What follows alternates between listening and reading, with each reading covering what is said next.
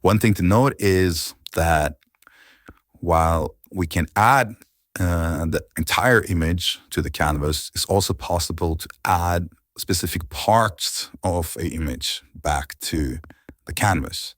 So let's say we like these trees more than the ones over here.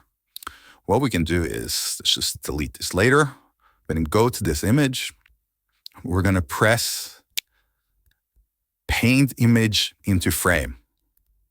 And on the left here, we have two options because we're in the paint mode right now.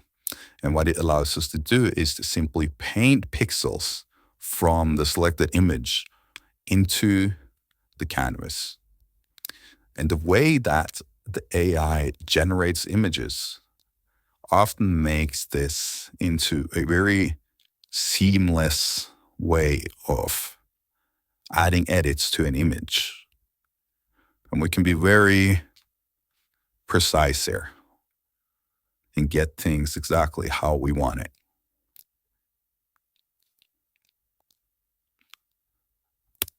And there we go. Now we have a blend layer here on the left.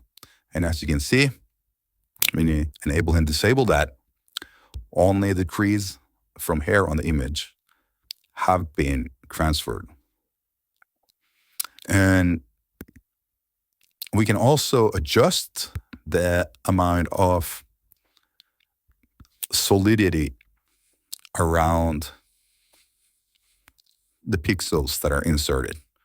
So we can also increase the radius. So it's a lot bigger, but a lot more softer. Basically, the solidity changes how soft it will be. And when it's at max, it is very hard edges. So there we go.